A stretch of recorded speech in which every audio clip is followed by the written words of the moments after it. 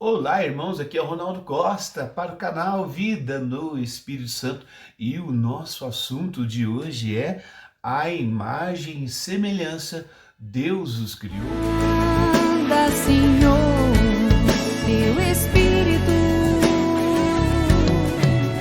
edifica minha vida, Espírito Santo. Manda, Senhor, teu Espírito edifica minha vida, Espírito Santo. Viemos aqui com São João Paulo II dizendo: o homem recebe como dom uma especial imagem e semelhança de Deus. Isto significa estar dotado não só da racionalidade e liberdade, mas também da capacidade, desde o princípio, para uma relação pessoal com Deus. Não nos cansemos de dizer, irmãos, que Deus nos criou para Ele. E Deus nos criou para sermos dele. Toda a nossa alegria, toda a nossa realização está estritamente ligada com a coerência entre aquilo que nós consigamos corresponder a esse Deus que nos chama. E nós vamos a Ele, e nós nos achegamos a Ele. Era como se nós fôssemos criados para estar na luz e parássemos de viver dentro da caverna, aonde não reflete a luz. E o ser humano que se aproxima da luz, que se aproxima de Deus, cumpre, descobre o seu sentido de vida, realiza-se interiormente, encontra a paz. Olha que maravilha quando nós descobrimos a nossa vocação e vamos atrás de nutri-la em nosso caminho. De todas as coisas criadas, nada se aproxima da criação do homem. São João Paulo II está nos dizendo isso. Por quê? Porque a nossa inteligência, os nossos sentidos, tudo isso que Deus colocou apenas no ser humano e não colocou nas outras criaturas, foi porque o ser humano foi dado a ele um dom para se relacionar com Deus. Essa capacidade que muitas vezes é atribuída ao nosso espírito, à nossa alma, à nossa psique, de com que os nossos sentidos, a nossa inteligência, memória, tudo isso se volte a Deus e assim podemos descobrir e nos aprofundar na sua bondade divina. Outros animais, como os animais gato, cachorro, não têm inteligência, os seus sentidos captam de maneira precária aquilo que os nossos sentidos podem captar. Por isso, a nossa inteligência, ela é uma dádiva de Deus. Quantas pessoas, por não descobrirem essa sua vocação que se reside em Deus, acabam por experimentar sofrimento, depressão, sofrimentos mentais, porque a pessoa está distante dessa vocação máxima que nós temos, que é Deus. É como se, de fato, uma pessoa que vive a luz e que está lá dentro da caverna há muito tempo. Eu me recordo um livro do William Young que chama A Travessia. E nesse livro, Travessia, o autor ele tem muito dinheiro, sabe? E acontece um probleminha com ele entra em coma, e assim ele vai tendo uma experiência com Deus, aonde ele pergunta para Deus como ele é na visão de Deus. E Deus mostra um jardim ressequido e abandonado, cheio de matos já só nos galhos, aquela coisa abandonada mesmo. E ele olha aquilo, mas por que está assim? É porque você fechou o seu jardim, a fonte da água. Não vem água aqui. Mas cadê essa fonte? Essa fonte é Deus, meu querido. Ah, mas então eu vou atrás desse Deus. Esse jardim não pode continuar desse jeito. Pois é, só que aí no caso você tem que falar com o jardineiro que tem a chave da ponte. Mas quem é esse jardineiro? Esse jardineiro é o Senhor Jesus. É Ele o único mediador entre Deus e os homens. Se os homens querem experimentar a bondade de Deus, a água que jorra para a vida eterna, deve-se buscar a Jesus. Muito bem, quem é você que está me respondendo tudo isso? Era o Espírito Santo. William Young, em outros livros, como A Cabana, ele sempre vem tratar da Santíssima Trindade através de uma leitura que possa qualquer um compreender. A Santíssima Trindade que sempre nos envolve, que sempre está nos convidando ao seio do amor, que é o próprio Deus. Todos os santos sentiram esse chamado e foram atrás de corresponder a esse chamado e encontraram a sua realização plena. Eu e você, meu irmão, também somos chamados a permitir que aquela água da fonte, que é o próprio Deus, venha até nós. Nós devemos buscar esse Jesus, o porteiro da água, e falar: Jesus, dá-me de novo esse acesso a esse Deus, já que fui criado e destinado a isso. Por que não, irmão? O que você tem a perder de buscar essa fonte que é o próprio Deus?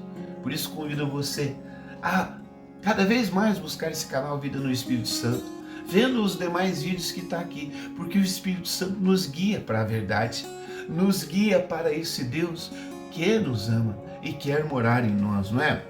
É tão interessante nós lembrarmos agora daquele evangelho de João, capítulo 10, versículo 10, que Jesus vem dizer assim: eu vim para que tenham vida e vida em abundância. Eu vou deixar o livro aqui, A Vida em Abundância que Jesus nos oferece.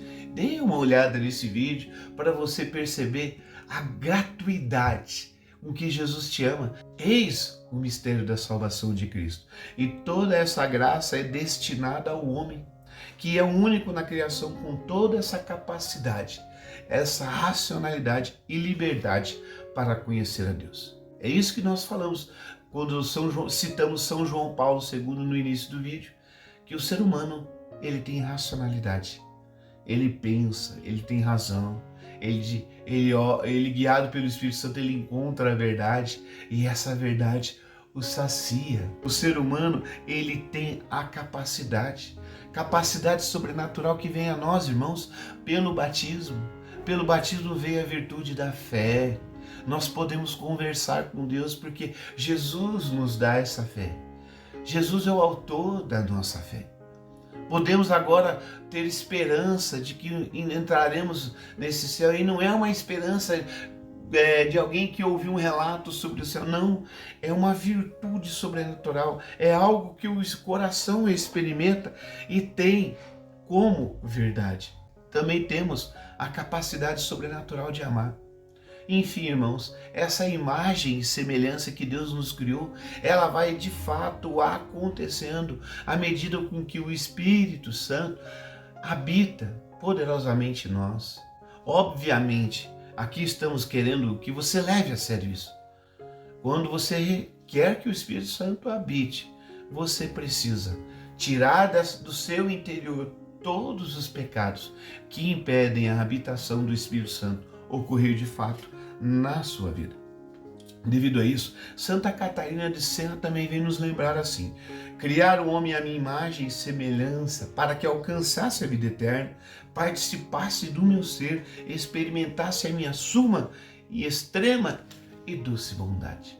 Olha só, Santa Catarina de Sena está dizendo aquilo que São João Paulo está dizendo, que Deus criou a gente para que nós, com as capacidades que Ele mesmo colocou em nós, pudéssemos agora experimentar da sua suma, da sua doce bondade. Tem uma canção da Ziza que fala assim, né? Doce é sentir em meu coração, humildemente vai nascendo amor. E ela ali vai cantando uma canção franciscana de quem descobre pelas virtudes sobrenaturais o quão é maravilhoso viver nessa comunhão com Deus. Oh, maravilha, que o seu coração anseie por isso, irmão. Anseie por um acesso espiritual permitido pelo Espírito Santo, alcançado pelo Senhor Jesus e realizado em nossa vida pelo próprio Criador, Deus nosso Pai.